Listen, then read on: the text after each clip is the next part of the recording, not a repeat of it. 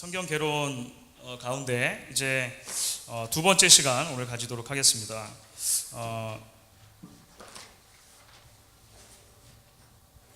우리가 지난주에는 성경의 영감이라고 하는 주제로 말씀을 나눴습니다. 성경의 영감에 대한 주제는 성경이 하나님의 말씀인데 과연 어떤 방식으로 하나님의 말씀으로 우리에게 주어졌는가 라고 하는 부분을 살펴보았습니다. 그래서 성경의 그 영감, 하나님의 호흡으로 되었다고 말씀하는데 그것이 어떤 방식으로 주어졌는가에 대해서 지난주에는 좀 우리가 살펴볼 수 있었습니다. 오늘은 우리가 성경의 권위와 무오라고 하는 주제를 가지고 좀 이야기를 해보려고 합니다. 오늘 사실 우리가 나눌 주제는 우리가 왜 성경을 믿고 따르는가라고 하는 주제와 관련이 되어 있어요. 실은 지난주에 살펴보았던 성경의 영감에 대한 부분하고 굉장히 밀접하게 관계가 되어 있는 부분이긴 합니다. 성경이 하나님의 말씀인데 어떠한 방식으로 주어졌는가라고 하는 것과 이제 우리가 그렇다면 왜 성경을 믿고 따르는가라고 하는 부분이 같이 연관이 되어 있다라고 하시는 그런 의미가 되는 것이죠.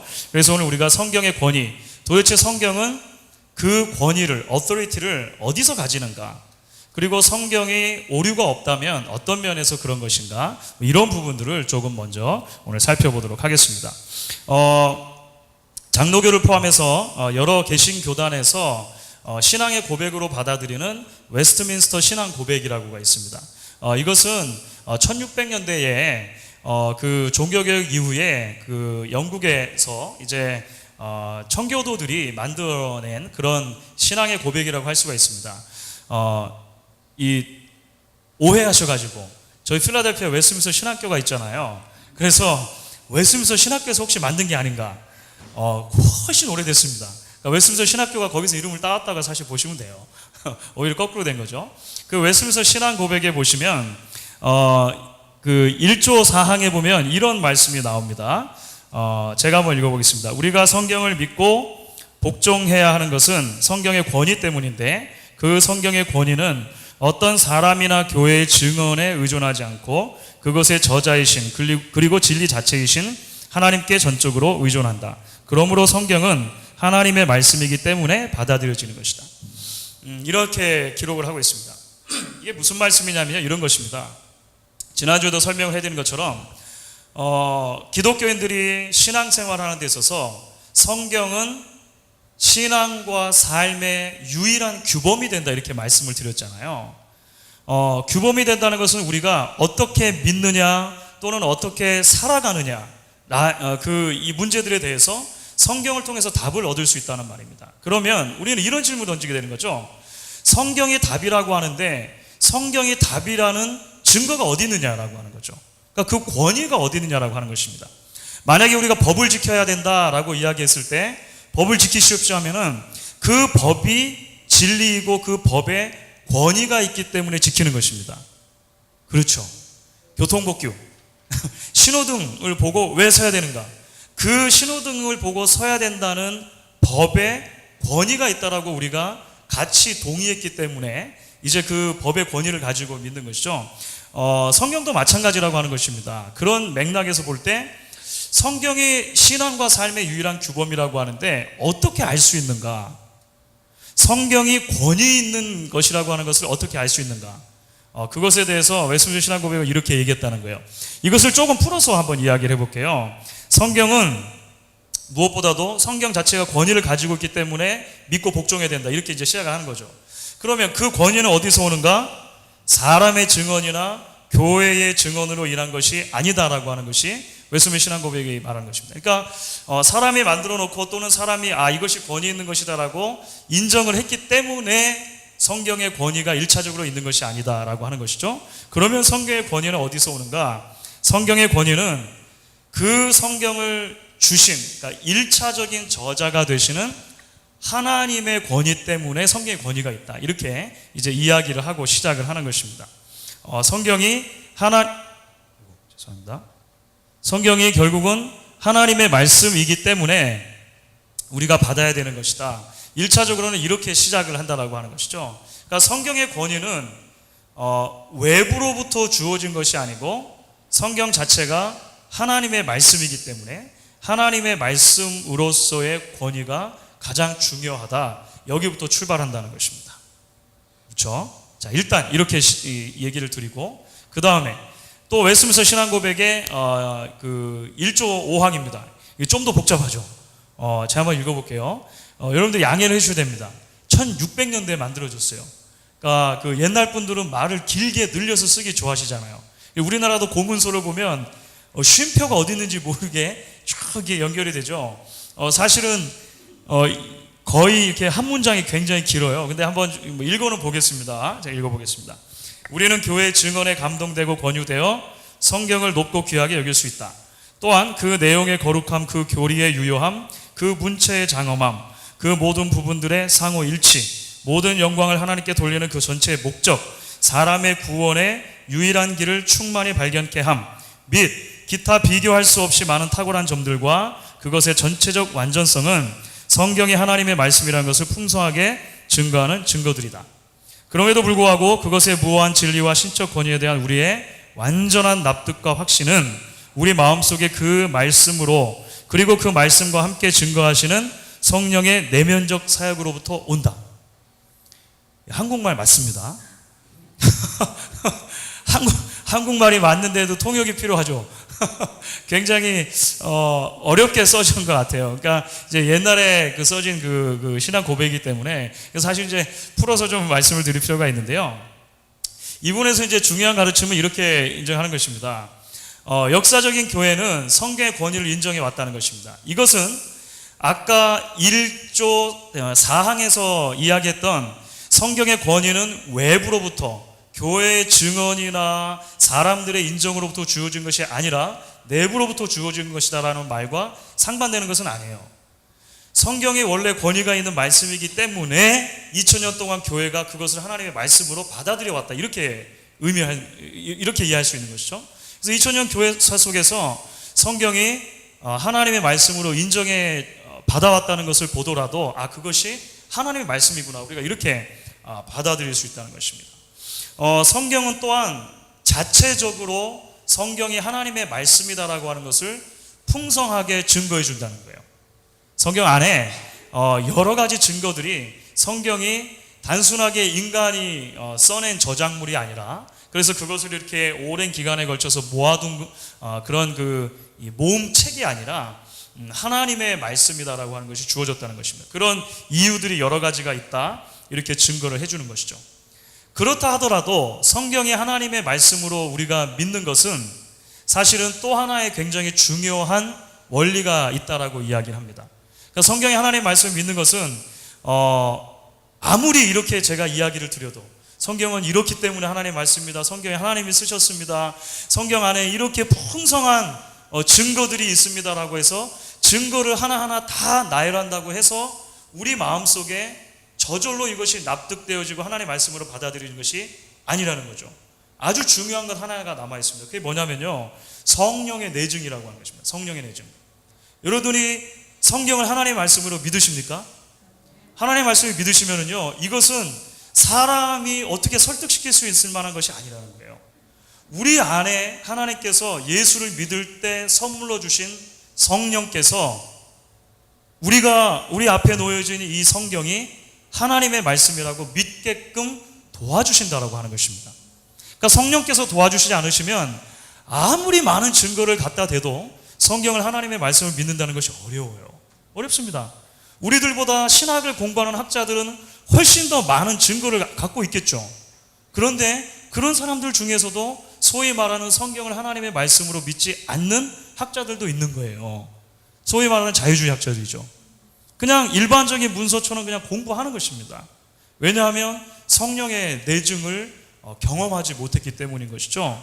자, 요한복음 16장 13절 14절에 보시면 성령의 내증과 관련돼서 이런 이야기가 나와요. 같이 한번 읽어보겠습니다. 같이 읽습니다.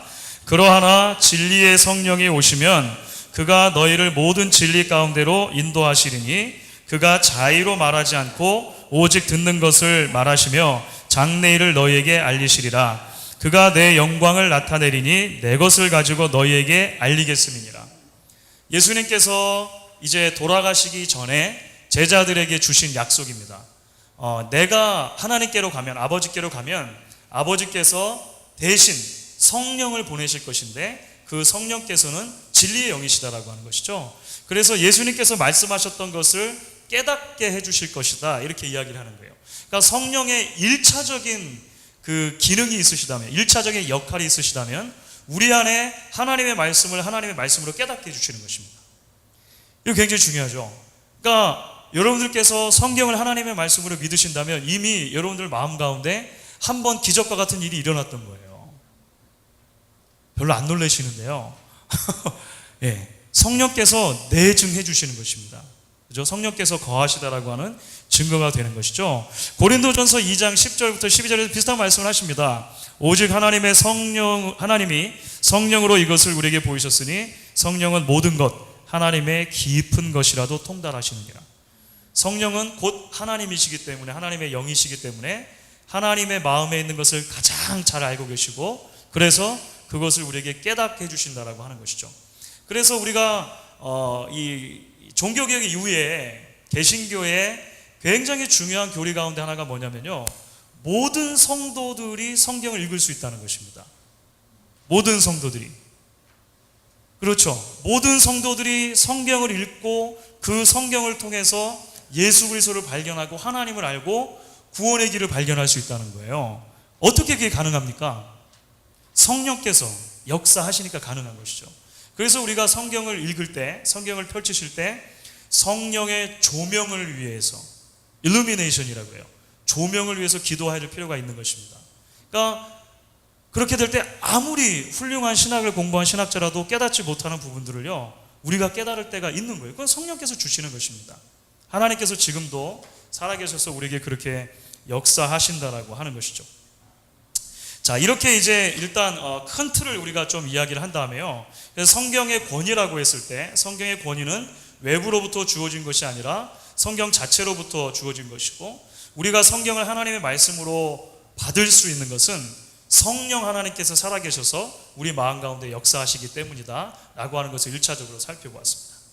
이제는 성경이 자체적으로 성경이 하나님의 말씀 등을 증거해 준다라고 이야기를 했잖아요. 그러니까 성경의 권위, 성경이 권위 있는 법전으로서, 권위 있는 하나님의 말씀으로서 또는 정경으로서의 이 권위를 가진다라고 했을 때 성경 자체가 어떻게 그런 것들에 대해서 이야기하느냐, 이 부분을 좀 우리가 살펴보도록 하겠습니다. 먼저 구약 성경 가운데 그런 몇 가지 예들을 우리가 좀 살펴볼 수 있습니다. 그러니까 어떤 말씀이 처음에 주어졌을 때 이 말씀이 하나님께서 우리에게 주신 말씀으로 이미 신앙의 공동체가 받았다라고 하는 거예요. 지난주에 말씀드린 것처럼 성경은 1600년 정도 오랜 기간 동안에 걸쳐서 약 40여 명의 저자들을 통해서 우리에게 주어졌습니다. 그렇죠. 그러니까 이따가도 살펴보겠지만 구약 39권, 신약 27권이 최종적으로 모아진 것은요, 굉장히 후대의 일이에요. 당연하겠죠. 마지막 책이 써졌어야지 다 포함되는 건 아닙니까? 그럼에도 불구하고 성경이 써졌다면 앞에서 써진 순서대로부터 말이죠, 그 말씀은 조각으로 그냥 이것이 하나님의 말씀이 아니었다가 나중에 모아놓고 보니까 하나님의 말씀이 된 것이 아니고, 처음에 써졌을 때부터 그 부분은 하나님의 말씀이고 권위 있는 성경으로, 정경으로 받아들여졌다 라고 하는 것을 이해해야 된다는 것입니다. 말이 좀 어렵습니까? 제가 해놓고 하니까 저도 어려운 것 같아요. 자, 설명. 자, 구약에 보면 이런 말씀 나오죠. 율법이 주어졌을 때 시내산에서 이제 그 모세가 율법을 받지 않습니까? 율법을 받는데요, 하나님께서 돌판 2개를 주세요. 그렇죠. 그 돌판에다가 약속의 말씀을 기록해 주시는 거죠. 그리고 그 돌판을 보관합니다. 그렇죠. 그 언약궤 안에다가 보관을 나중에 계속 하게 되는데요, 그리고 나서 그 보관되었던 말씀을 시시때때로 꺼내서 읽고 이렇게 하는 장면들이 나와요. 이것은 사실은 고대 근동의 그 좀 큰 틀 안에서 좀 이해를 할 필요가 있습니다. 그러니까 이 말씀이 처음에 주어졌을 때부터 권위 있는 정경이었다는 거예요. 이 지도는요, 지금 보시면은 요 밑에가 빨간색이 나와야 되는데 요 밑에가 지금 사우디 아라비아 지방이고요. 이쪽이 이집트고 왼쪽이 그다음에 홍해가 있고 지금 요 조그만 빨간 동그라미가 지금 이스라엘 지역입니다. 이스라엘 지역이고요. 그다음에 저 위쪽으로 가면은 고대의 족속의 땅이 나옵니다. 그러니까 히타이트 족속입니다. 고대 히타이트 족속. 히타이트 족속은 본래 그 철기 문화로 굉장히 유명했어요. 다른 주변 국가들이 청동기 문화를 가지고 있을 때 히타이트 제국에서 일단 철기 문화가 굉장히 잘 발달했습니다. 근데 철기 문화가 있다는 것은 힘이 세다는 거죠. 예전에 그 주몽이라는 그 드라마 보셨습니까? 주몽에 보면 어떤 재료로 칼을 만드느냐 이게 굉장히 중요한데요. 기억나시는 분들 계신지 모르겠습니다. 요즘에는 저도 드라마를 잘 못 봐가지고 옛날 거밖에 생각이 안 나요.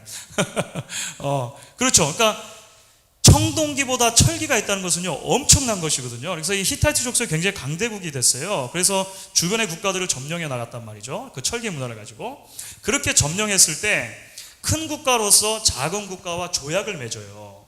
조약을 맺는데 조약을 맺고 나서 어떻게 하냐면 이런 그 조약을 철판에다가 새겼습니다. 철판에다 새겨가지고 하나는 자기네 나라가 가지고 하나는 아우 나라, 그러니까 자기에게 복속된 나라에게 준 거예요. 그러면 이제 이 고대의 이런 이제 종주권 조약이라고 합니다. 그러니까 형님 나라, 작은 나라를 맺는 조약이 되는 거죠. 이렇게 조약을 맺을 때는요 일정한 양식을 가지고 기록이 됩니다. 이 히타이트 종주권 조약에 이런 양식들이 있어요. 처음에 서원이 있어요. 이게 무슨 말이냐면 히타이트의 왕 나 누구누구는 말하노라 뭐 이렇게 이제 되게 시작을 합니다. 그렇게 해가지고 역사적인 서술이 나와요. 당신 자네 나라와 우리 나라 가운데 이러이러한 일이 있었고 이런 전쟁을 통해서 우리가 이겼노라 뭐 이렇게 되겠죠. 그러면 이제 언약의 주요 조항들이 나오는 것입니다. 그러므로 당신들 나라는 우리 나라를 이렇게 섬길 것인데 예를 들어서 1년에 몇 차례 조공을 바치라 뭐 이렇게 한다든지 뭐 이런 거 있지 않습니까? 이런 이제 큰 조항들이 나와요. 그 다음에는 좀 더 세부적인 조항들, 그렇게 되었을 때 좀 더 구체적으로 어떻게 우리나라를 섬길 것인가, 뭐 이런 게 나오는 거죠.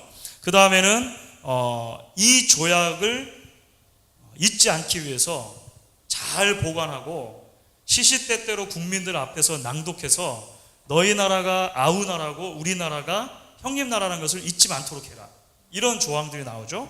그 다음에는 이제 이 언약의 증인들이 나오는 겁니다. 대개는 그들이 섬기는 신들이에요. 그래서 우리의 신들의 이름을 들어서 이제 증인을 삼나니 이 언약을 너희가 잘 지키면 축복이 있을 것이고 이 언약을 잘 지키지 않으면 저주가 있을 것이다. 그런데 이것은 거의 일정한 조약입니다. 거의 일정한 양식이에요. 그러니까 이 양식을 가지고 기록이 되면 이 양식으로 기록된 문서는 기록되자마자 권위를 가진 문서가 되는 거예요. 정경이 되는 거예요. 신적인 문서가 되는 것입니다. 그래서 구약의 일부분들이 사실은 이런 고대의 일반적으로 통용되었던 종주권 조약의 형태를 따라서 기록된 것을 볼 수가 있습니다. 대표적인 것이 이제 출애굽기 19장부터 24장에 나오는 율법과 관련된 부분이에요. 율법과 관련된 부분. 그래서 제가 일일이 다 설명해드리진 않고 굉장히 비슷하게 나옵니다. 그래서 이 19장부터 24장까지를 보면 이것이 종주 왕이신 하나님과 이제 그 왕의 신민이 되어지는 이스라엘 간의 계약을 맺는 것처럼 나오는 거예요. 그렇다면 이 부분은 그 부분이 쓰여지는 그 순간부터 신적인 권위를 가지고 하나님의 말씀으로 받아들여지게 된 거죠. 이해가 되셔야 되는데요. 자, 그렇다는 것입니다. 예. 예. 여기 사실 이제 신학적으로 굉장히 중요한 부분들이 있어요. 그래서 이제 이것은 이제 특별히 뭐 연구한 그런 학자들이 있고 그렇습니다. 자, 신약 성경에 가도 이제 그런 말씀들이 나오죠. 신약 성경에 가면 신약 성경의 27권이 아직 다 모아지지 않았는데도 지금 쓰여지고 있는 당시의 성경들이 하나님의 말씀이다라고 그렇게 이야기하는 부분들이 나와요. 우리가 대표적인 부분이 지난주에 살펴봤던 디모데후서 3장 16절입니다. 모든 성경은 하나님의 감동으로 된 것을 이렇게 됐죠. 그래서 사실은 여기서 모든 성경이라고 했을 때 all scripture는 그리스어로 파사 그라페 이렇게 말합니다. 왜 제가 이제 일부러 그리스어를 말씀드리냐면요, 이 그라페라고 하는 것은 그 대개 그냥 구약 성경을 말할 때 신약의 당시 사람들은 사용했어요. 성경, 문서라는 뜻이거든요. 이렇게 쓰여진 문서라는 뜻인데, 근데 항상 이 그라페라고 하는 단어가 쓸 때 구약으로 썼을 때는요, 관사가 사용됩니다. 그러니까 더 라이팅 이렇게 되는 거죠. 그 쓰여진 책 하면은 구약을 말했어요. 근데 바울이 지금 여기서 쓸 때는 관사를 빼고 썼습니다. 관사를 빼고 써요. 이것을 해서 이제 학자들이 생각하기를 지금 당시에 바울이 쓰고 있는 이 말씀까지도 다 포함해서 신약의 지금 책들까지도 포함해서 하나님의 말씀으로 이해하고 있다 이렇게 보는 것입니다. 이것보다도 조금 더 명확한 부분이 있는데요. 베드로후서 3장 15절 16절이에요. 우리 한번 같이 한번 읽어보겠습니다. 베드로후서 3장 15절 16절. 또 우리 주의 오래 참으심이 구원이 될 줄로 여기라. 우리 사랑하는 형제 바울도 그 받은 지혜대로 너희에게 이같이 썼고 또 그 모든 편지에도 이런 일에 관하여 말하였으되 그 중에 알기 어려운 것이 덜어 있으니 무식한 자들과 굳세지 못한 자들이 다른 성경과 같이 그것도 억지로 풀다가 스스로 멸망에 이르느니라. 이건 굉장히 재미있는 성경의 구절입니다. 왜냐하면 베드로라고 하는 사람이 지금 편지를 쓰면서 바울이 쓰고 있는 어떤 글에 대해서 언급하는 거죠. 그죠? 바울이 쓴 편지, 여러분들이 지금 바울이 쓴 편지를 읽었는데 바울이 쓴 편지가 내용이 조금 어려워서 어떤 사람들이 억지로 풀다가 실수한다 이렇게 말하죠. 그런데 특별히 그 바울의 편지를 언급하면서 베드로가 뭐라고 하냐면요, 그 큰 사도 베드로가 바울은 사실 굉장히 나중에 믿은 사람이에요. 그죠? 나중에 믿은 사람이잖아요. 그런데 그 바울의 쓴 편지를 뭐라고 언급하냐면 그 책을 다른 성경과 같이 잘못 풀다가 어려움을 당하는 이들이 있다 이렇게 말한 거예요. 그 말은 거꾸로 말하면 뭐죠? 바울이 쓴 것도 성경이다 이렇게 인정한 거잖아요. 아유, 그렇습니까? 그렇지 않습니까? 그렇죠? 그러니까 지금 아직 신약의 책들이 다 모이지 않은 상태입니다. 그렇죠? 더군다나 베드로는요, 그 사도들의 등급으로 보면 1번 사도잖아요. 1번 사도.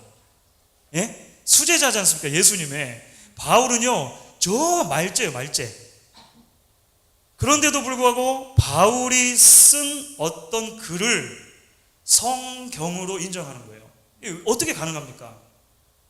그 자체가 쓰여졌을 때 하나님의 말씀으로의 권위를 가진 것입니다. 이거는 바울의 권위가 아니고 하나님의 말씀의 권위가 있었기 때문이라고 하는 것을 우리가 인정하게 되는 것입니다. 그래서 성경 안에 이런 식으로 이제 이미 성경의 부분들이 하나님의 말씀이었다라고 하는 증거가 나오는 것입니다. 그래서 우리가 이 부분을 이렇게 이해를 해야 되는 거예요. 혹시 이런 말씀 들어보신 적 있는지 모르겠습니다. 구약의 39권이 최종적으로 정경으로 권위 있는 말씀으로 교회에서 확인된 시점은요, AD 90년입니다. 잠리아 그 총회라고요, 얌리아 총회라고도 하고 그 유대인들의 모임이었어요. 여기서 확정이 돼요. 그러니까 우리가 소위 말하는 구약 39권 있지 않습니까? 이 회의에서 확인이 됩니다. 신약은 좀 더 늦겠죠. 거의 세 번의 공의회를 거치게 되는데요. 로마 공회, 히포 공회, 카르타고 공회라고 이제 그 로마 황제들이 모은 그 공의회들이 있었어요. 그러니까 사실은 보시면 알겠지만 4세기까지 가는 겁니다. 그렇죠? 4세기 말엽에 되어서야 신약 성경 27권이 최종적으로 모였다 이렇게 되는 겁니다. 그래가지고 이제 신약과 구약이 66권이 그때 확인이 되는 거죠. 자, 다시 말씀드립니다. 그러면 이때 사람들이 66권을 모아놓고 나서 이것은 이제 권위 있는 하나님의 말씀이다 이렇게 인정한 것입니까? 그 전까지는 하나님의 말씀이 아니었다가 이 회의들이 있어서 이제 하나님의 말씀입니다 했기 때문에 하나님의 말씀이 됐습니까? 그렇지 않다는 거죠. 이제 이해가 되시겠죠? 그 전부터 하나님의 말씀으로 권위를 계속 가지고 성경이 쓰여질 때마다 부분마다 하나님의 말씀을 받아들였다는 거죠.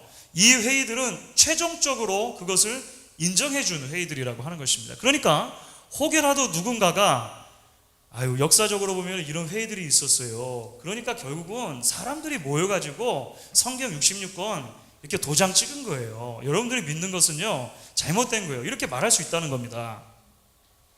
그렇죠? 실제로 그렇게 말하는 분들이 있어요. 실제로 그렇게 잘못 가르치는 분들이 있는 것입니다. 그러면 아까 말씀드린 것처럼 사실은 그렇지 않다라고 여러분들이 이해를 하시면 되겠습니다. 그렇죠?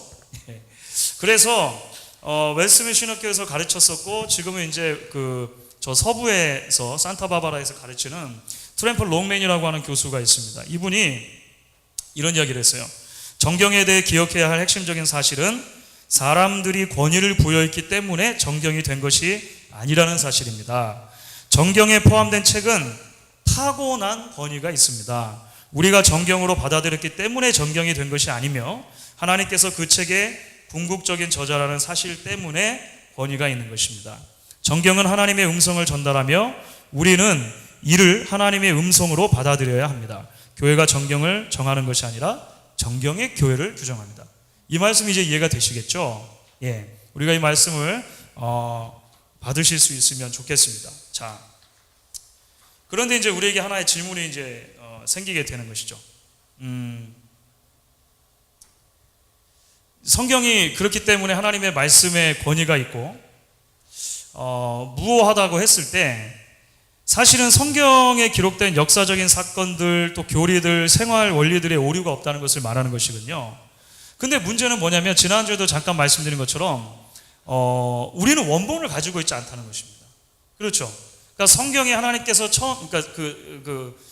성령 하나님께서 성경의 저자들에게 영감을 주셨기 때문에 그 성경에 오류가 없는 말씀이 된 거잖아요. 그래서 우리가 지난주에 완전 영감, 축자 영감 뭐 이런 거 말씀드렸잖아요. 그렇죠? 했는데 그것은 원본에 해당되는 말이라고 하는 것이죠. 그렇다면 사본이나 번역본은 과연 어떠냐라고 하는 것에 대해서 우리가 질문을 던질 수 있게 되겠죠. 성경의 신적인 권위와 성경의 무효가 어떻게 연관이 되는가, 그리고 성경의 완전 영광과 성경의 무효가 어떻게 연관이 되는가, 이거 사실 다 이제 함께 담겨 있는 그런 이야기들이 된다라고 하는 것입니다. 사실 우리가 이것은 지난주에도 잠깐 말씀드린 것처럼 하나님께서는 성경이 처음 기록되었을 때 원저자들에게 역사하셨을 뿐만 아니라 그 성경이 전달되는 과정 또는 번역되는 과정에서도 심지어 하나님께서 성령 가운데 신비한 방법으로 은혜를 주셨다는 것을 우리가 기억을 할 수 있어야 되는 것입니다. 그렇겠죠?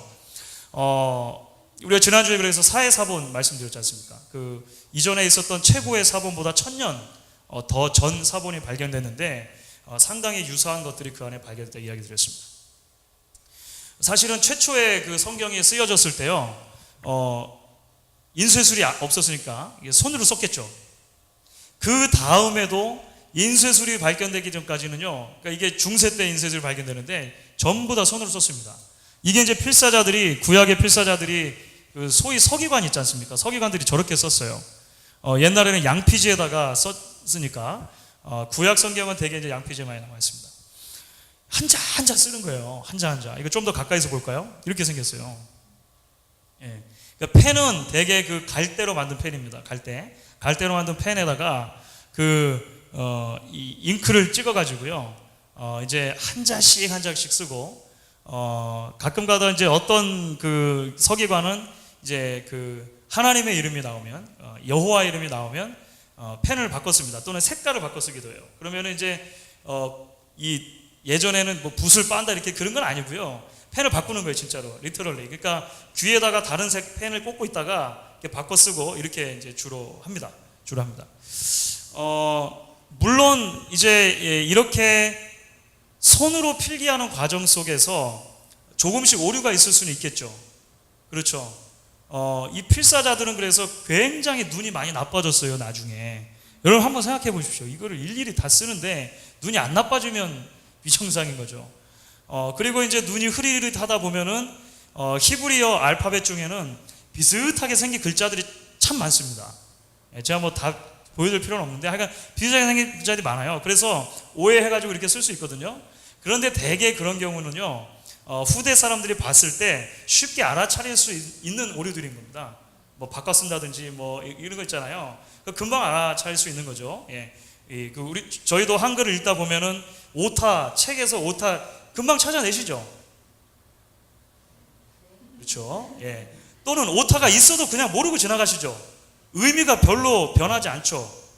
왜냐하면 우리가 이미 알고 있는 그 언어의 틀 안에서 움직이기 때문에 그런 겁니다. 이런 게 이제 생각하시면 될 것 같아요. 자, 이제 그렇게 되고 나서요, 1440년에 이제 서양에서는 최초로 금속 활자 인쇄술이 발견되죠. 그 구텐베르크가 만든 이 기계입니다. 1440년인데 이건 이제 서양 기준으로 해가지고 사실 그런 건데요. 그래서 서양에서는 성경을 인쇄하는 데 있어서는 이 구텐베르크의 이 인쇄술이 굉장히 중요하게 이제 사용되는 거죠. 그래서 이제 대량으로 정확하게 찍어낼 수 있게 된 거죠. 사실은 금속 활자 최초로 발견된 것은 한국입니다. 그거 아시죠? 예. 그래서 그 남아있는 것 중에는, 그러니까 판본으로 남아있는 것 중에는 사실 구텐베르크 금속 활자보다 한 100년 정도, 1330년 정도의 직지심경이라고 있었어요. 예. 그것은 지금도 남아있습니다.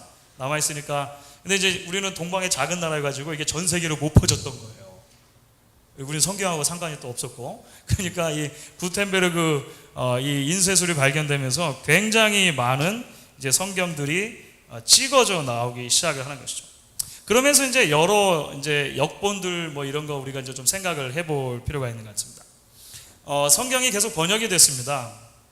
성경이 번역이 되는데요. 그러니까 이 말은 성경이 단순히 원래 말에서 그 전달 필사만 또는 그냥 그대로 복사만 된 것이 아니라 다른 나라 말로도 번역이 됐다는 것입니다. 그러니까 그것은 교회 역사 속에서 여러 번역본들이 존재합니다. 그 초대교회에서 굉장히 중요했던 번역은 이런 게 있어요. 이런 뭐 그냥 듣고 넘어가시면 됩니다. 이것은 기억하실 필요 없습니다. 70인경이라고 있습니다. 이것은 구약 성경의 그리스어 번역이에요. 구약 성경을 헬라어로 번역한 겁니다. 왜 헬라어는 그러면 뭡니까? 신약 성경이 원래 기록된 언어죠. 이게 다 어렵죠, 다. 그냥 기억하시면 돼요. 이게 예수님 당시에 유대인들이 일반적으로 읽던 구약 성경은 이렇게 생긴 70인경이었습니다. 그 다음에 중세의 성경은 라틴어 성경입니다.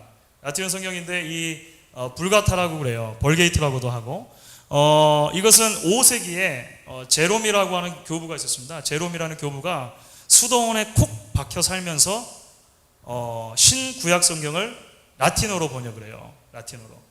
근데 그때부터 중세의 성경은 라틴어 성경이 돼버렸어요. 그 얘기 들어보셨죠? 그래서 캐톨릭에서 공적으로 쓰는 성경이 라틴어 성경이고, 그래서 나중에 라틴어로 공부를 못한 사람들은 성경을 못 읽게 되는 그런 현상까지 나타나죠.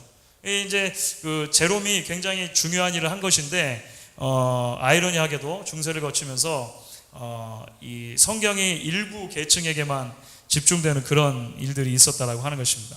이것은 이제 탈굼이라고 하는 그 구약 성경의 아람어 번역입니다. 뭐 이것은 이제 그냥 넘어가도록 할게요. 자, 그러면 한국에서는 성경이 어떻게 번역이 됐는가? 한국의 최초의 성경이 번역된 이야기들을 좀 해볼게요. 지금 왼쪽에 보시는 분이 누구냐면 존 로스라고 하는 선교사입니다. 존 로스 선교사는 1800년대에 스코틀랜드 출신의 선교사인데요. 이분이 중국의 동북지방의 심양이라는 곳에서 이제 선교를 와가지고 그 심양에다가 교회를 세우셨어요. 교회를 세웠는데 사실 이 로스 선교사님의 최종적인 마음의 목표는 어디에 있었냐면요, 한국에 있었습니다. 조선에 있었어요. 조선이 아직 개화가 안 되고 쉽게 못 들어갔습니다. 그런데 저 오른쪽에 보시는 분 있잖아요. 저는 오른쪽에 보시는 분은 서상륜이라고 하는 분인데요. 이분이 누구냐? 굉장히 유명한 사람입니다. 초대교회에서. 서상륜 이분은 원래는 그 의주 쪽에 큰 상인이었어요. 예전에는 그 조선에 큰 상단이 있었지 않습니까? 개성의 송상, 의주의 만상. 그런 거 있잖아요. 하여간 이거는 이제 한국사니까.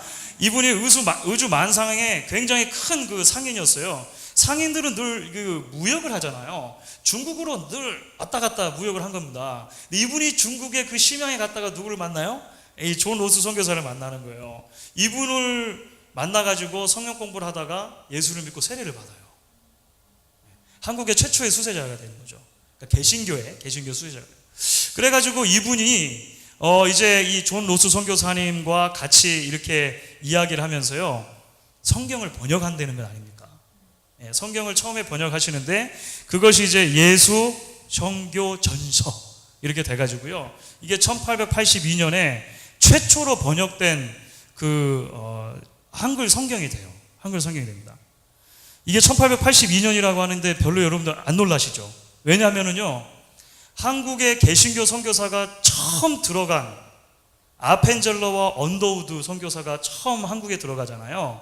그게 1885년입니다. 그러니까 한국에 선교사가 들어가기 이전에 놀랍게도 번역된 성경이 있었어요. 우리는요. 이 서상륜이라고 하는 분은 나중에 한국의 최초의 개신교교회 황해도 소래교회를 세우시고요.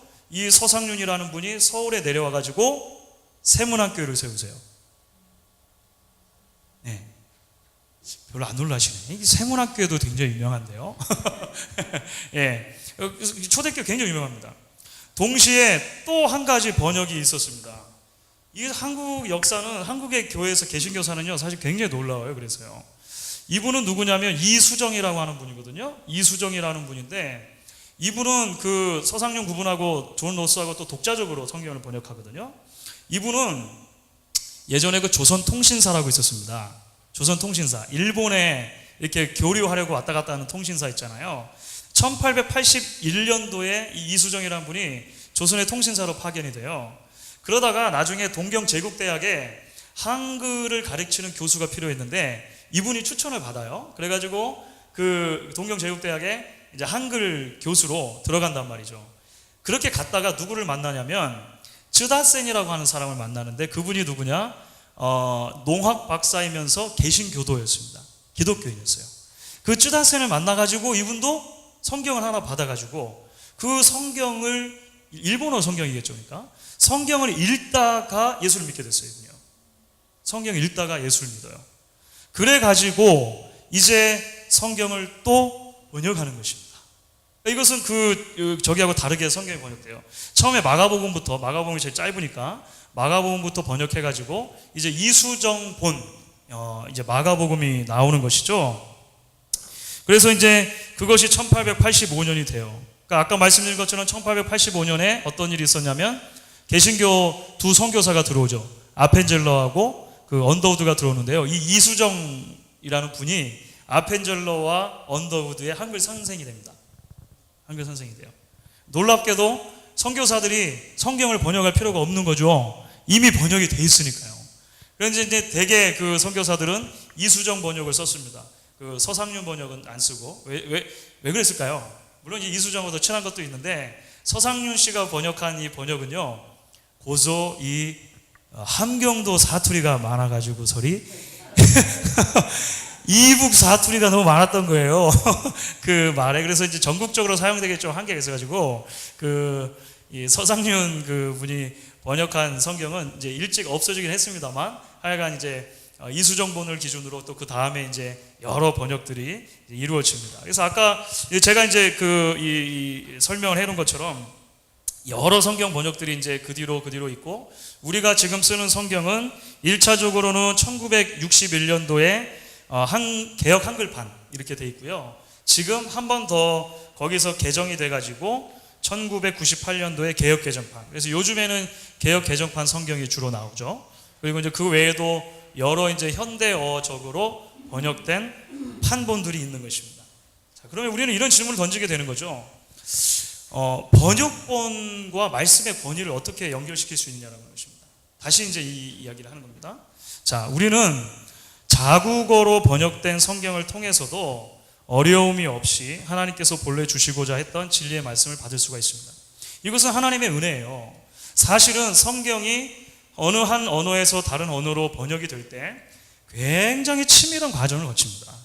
성경이 한번 번역이 되는 것은요, 굉장히 치밀합니다. 특별히 오늘날은 더 그렇죠. 성경이 한번 번역되는 것은 원어의 전문가들이 1차적으로 성경을 한번 번역을 합니다. 번역을 하고 나서 그 다음에 이 성경 번역과 관계된 선교사님들이 있어요. 아직 성경이 번역이 되지 않은 나라에 들어가서 그 나라의 언어를 연구하고 말이 없는 부족에게는 아예 말을 만들어줘요. 그래 가지고 그 나라 말로 성경을 번역해서 그 성경을 봉헌하고 오시는 이런 선교사님 많으시거든요. 이런 선교사님들이 2차로 또 다 보십니다. 그 다음에는 국문학자들이 또 다 한번 봐요. 그 다음에 다시 원 번역자에게 가가지고 원 번역자가 다시 재수정을 하고 이런 과정을 거쳐가지고 번역 성경이 나오는 거예요. 제가 말씀드렸나요? 저도 하나 번역하고 있다고. 지금 이제 앞으로 언제 나올지 모르겠습니다.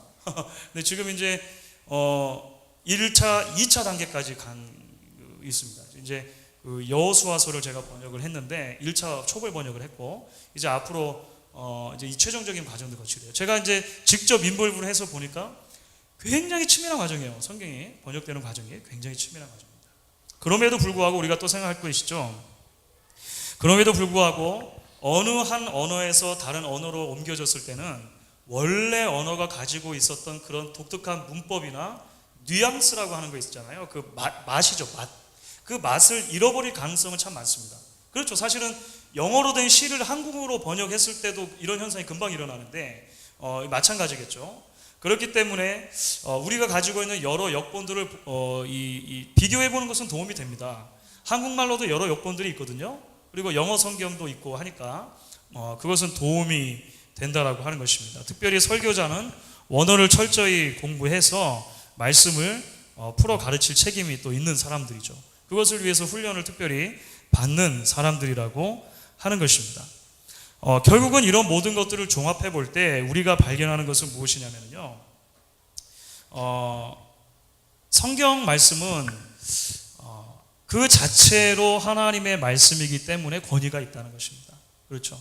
그리고 그 말씀이 오고 오는 세대의 교회의 성도들에게 하나님의 말씀으로 받아들여졌다라고 하는 것이죠. 심지어 그것이 전달되어지는 과정에서 필사되는 과정과 번역되는 과정 모두에서 하나님께서는 우리에게 하나님의 신실한 뜻을 알려주기에 모자람이 없도록 그 말씀을 우리에게 주셨다라고 하는 것이죠.